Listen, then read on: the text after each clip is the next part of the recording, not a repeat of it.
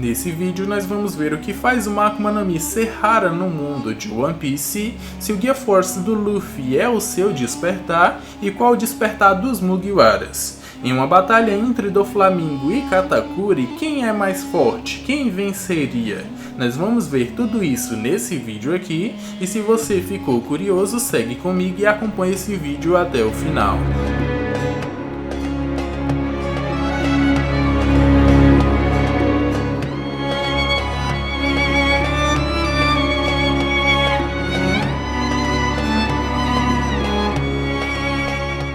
Fala galera, meu nome é Lucas, tô aqui hoje mais uma vez para responder algumas perguntas que vocês mandaram no post lá na comunidade do canal ou lá no meu Instagram. Agora vocês têm esses dois locais para mandar perguntas e pode até mandar nos dois, que a chance da sua pergunta aparecer é maior. Antes desse vídeo começar, eu queria dizer que recebo muita pergunta repetida que eu até já respondi. Então dá uma olhada nessa playlist aqui que eu já posso ter respondido a sua pergunta, e se ainda não, continua mandando que uma hora eu posso responder. Aproveita para já deixar aquele likezão, se inscrever aqui no canal se ainda não for inscrito e vem fazer parte dessa tripulação também. Sem mais enrolação, agora bora pro vídeo. Hiroki Miyamoto perguntou: como uma fruta pode ser mais rara que outra, considerando que só existe uma fruta de cada tipo?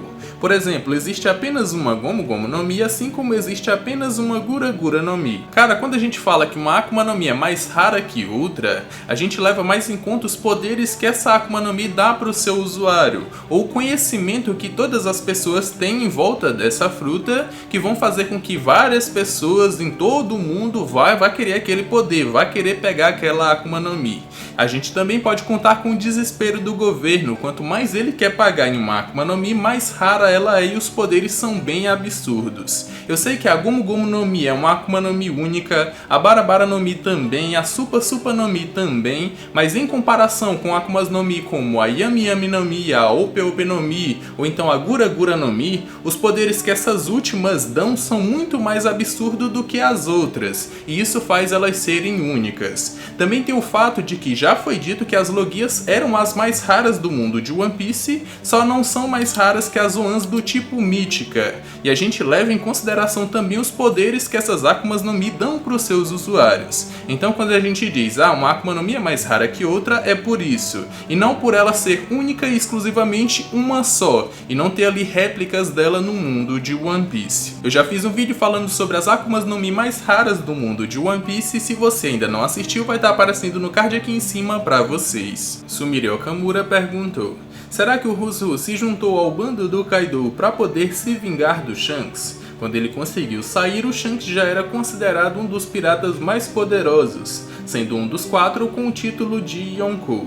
Essa pergunta vai conter spoiler, e se você não quiser pegar spoiler do mangá, pula pro minuto que tá aparecendo aqui na tela. Bom, eu não duvido que ele realmente se juntou ao bando do Kaido para poder se vingar do Shanks, porque primeiro, ele era considerado ali um dos prodígios da CP9 juntamente com o Rob Lute, e mesmo com todo o seu poder, ele ainda não conseguiu vencer o bando do Shanks, juntamente ali com todos os seus comandantes ou todos os seus companheiros. Então ele, percebendo o quão forte era o Shanks e o quanto ele evoluiria ao longo do tempo, ele viu ali que não conseguiria se vingar do Shanks com suas próprias mãos. O que ele pode ter pensado: eu vou entrar aqui no bando do Kaido, porque o Kaido tem ali como sonho dominar o seu rei do mundo. Então em algum momento ele teria que bater de frente com o Shanks. E aí vai ser esse aqui o momento que eu vou me vingar. Vou me vingar não pelas minhas mãos próprias, mas pelas mãos do Kaido, porque pode ser que o Kaido derrote o Shanks. É mais ou menos esse pensamento que ele pode ter. Mal ele sabe que o bando do Kaido vai acabar agora no arco de Wano pelas mãos daquele que herdou os poderes da Gomu Gomu no Mi. Então eu acredito que sim, ele pode ter pensado em se vingar do Shanks utilizando o Kaido, só que ele se deu muito mal, porque o bando do Kaido vai acabar agora. Felipe Marques perguntou: Lucas, qual você acha que será o próximo inimigo do Luffy depois do Kaido?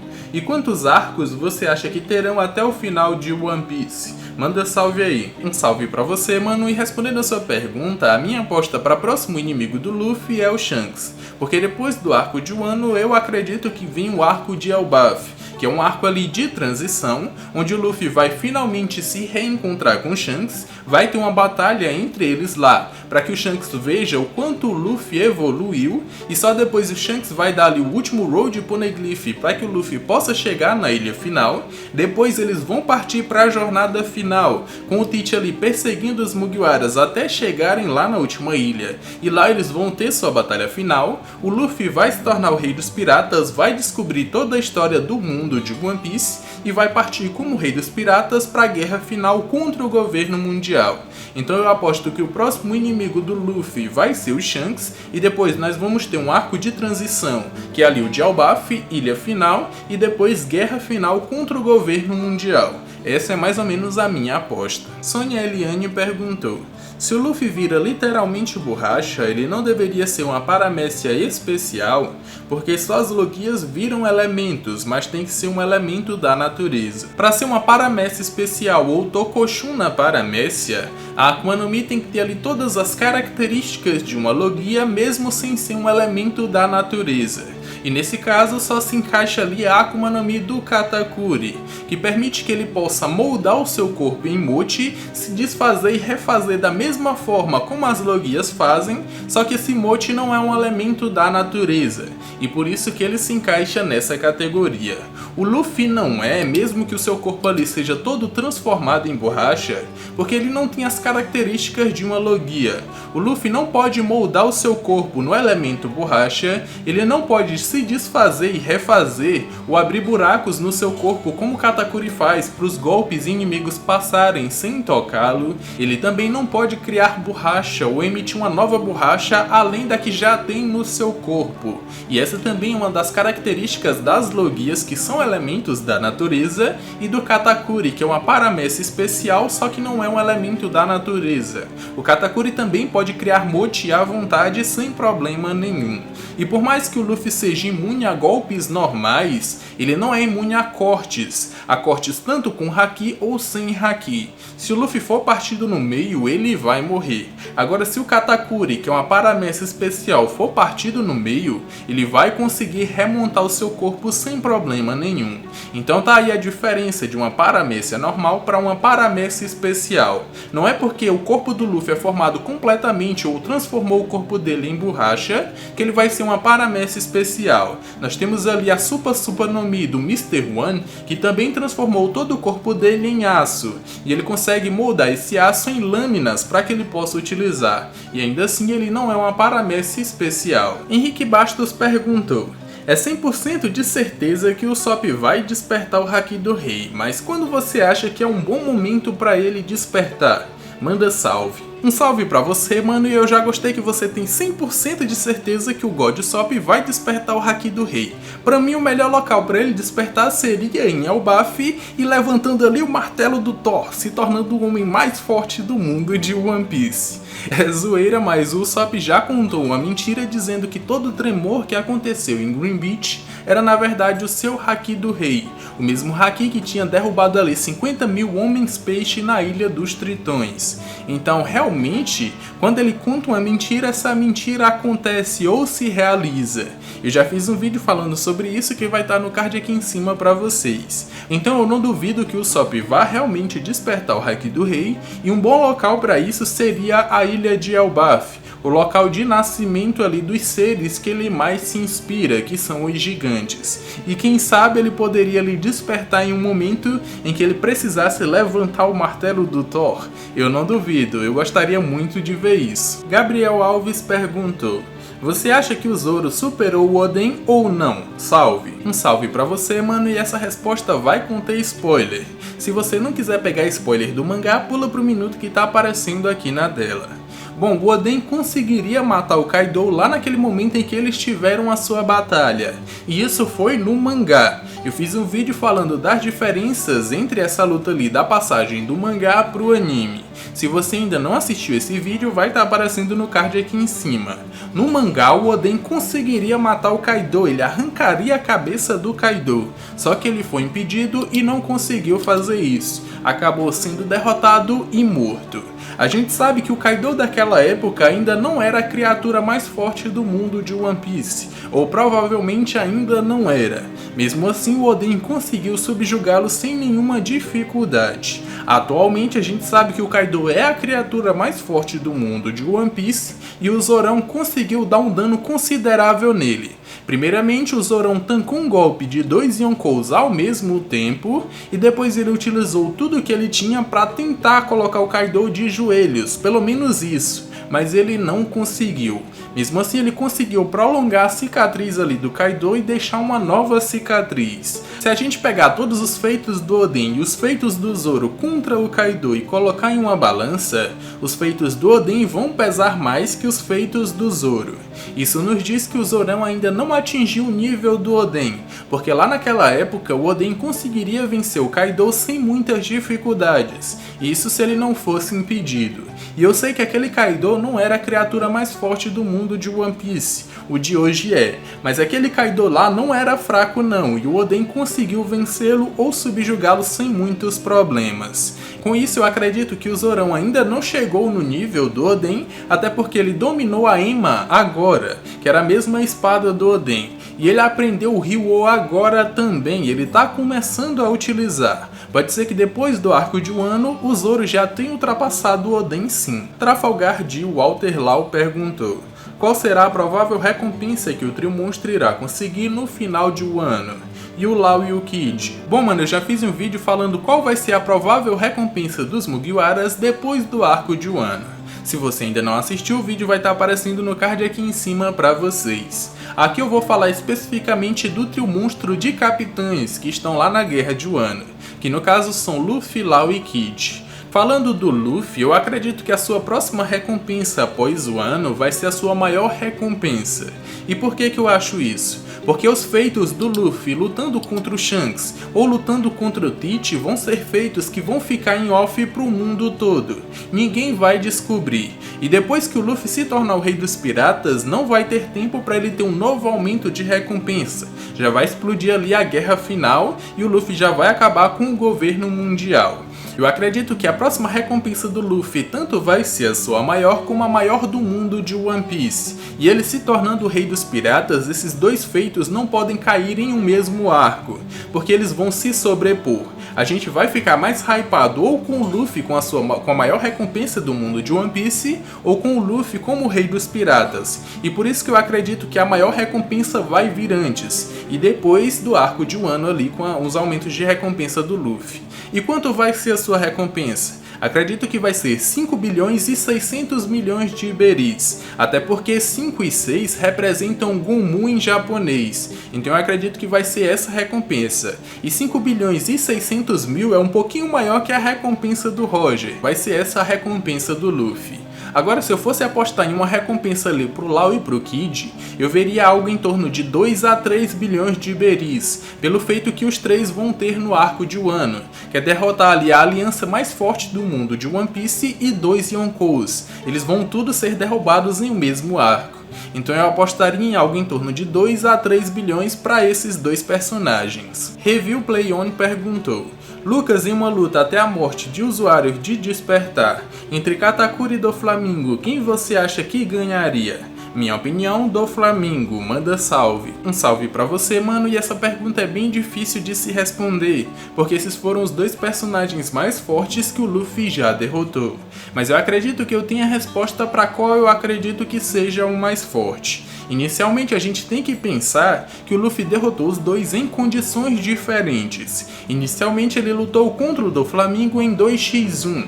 Primeiramente o Lau deu muito dano no Doflamingo, mas muito dano mesmo, levando ele a quase à beira da morte. Ele só não morreu porque utilizou ali os seus poderes de Akuma no Mi, e só depois o Luffy lutou contra ele e utilizou o Gear Force, e ainda não foi suficiente para derrotá-lo. o Luffy precisou da ajuda dos cidadãos para que ele pudesse recuperar o seu Haki e depois voltar para derrotá-lo.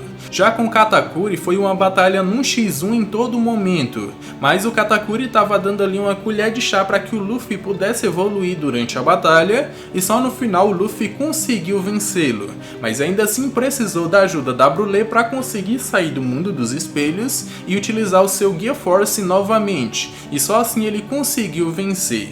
Então se a gente fosse dar um ponto, esse ponto seria pro Doflamingo por ter lutado contra dois personagens e quase ter vencido os dois. Agora se a gente for contar em questão de destruição, a Akuma no Mi do Doflamingo é muito mais destrutiva do que a Akuma no Mi do Katakuri.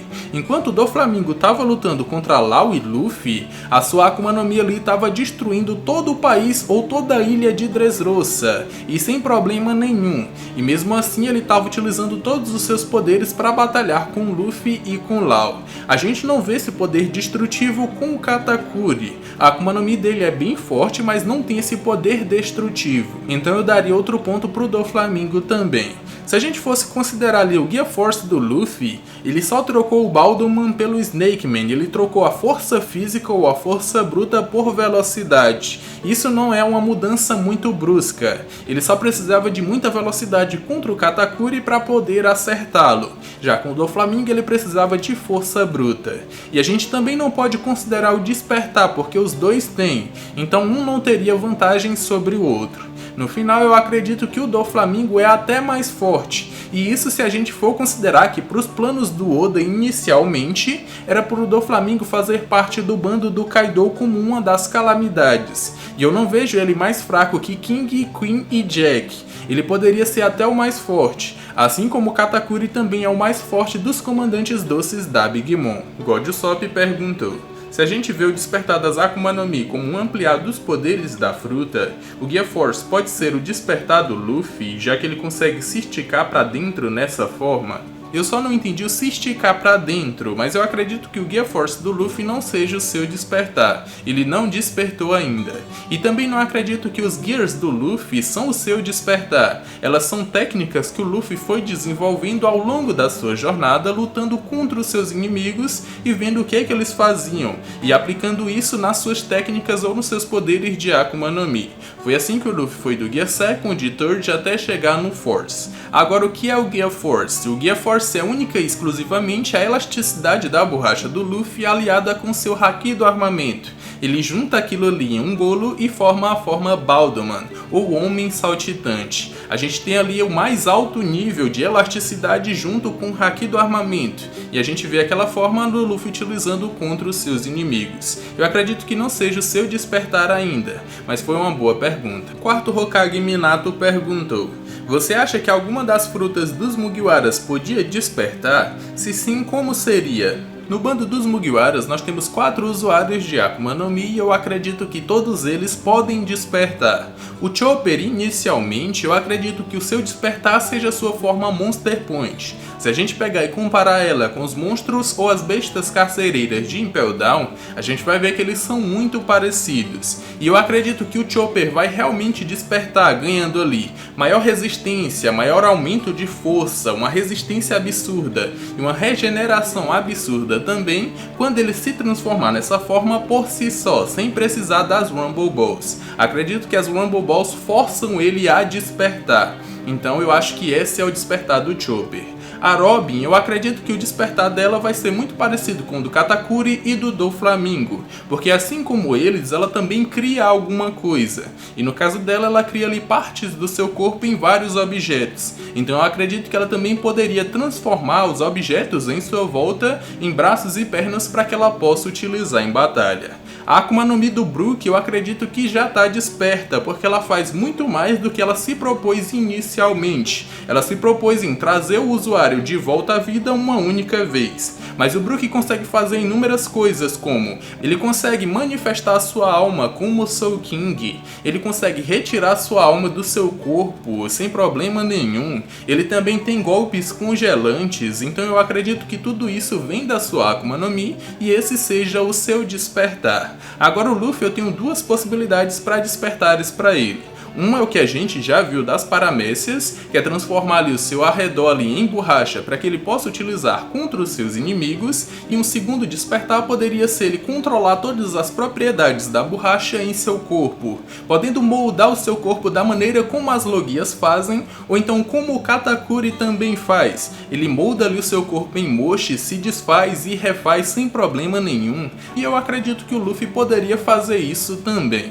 Então são esses os 4 despertares que eu acredito que os Mugiwaras vão ter ou já têm. Bom galera, esse foi o vídeo, espero que tenham gostado. Eu respondi várias perguntas e se ainda não respondi a sua, continua mandando que uma hora eu posso responder. Ou pode ser que eu já respondi em um outro vídeo que eu vou deixar aparecendo aqui na tela final. Espero que tenham gostado desse vídeo, se sim, já me recompensa com aquele likezão. Se for novo aqui e tiver gostado desse vídeo, já se inscreve e vem fazer parte dessa tripulação também. Tô deixando aqui na tela final 2 vídeos que eu acredito que vocês vão gostar. Eu me despeço por aqui, um abraço e valeu!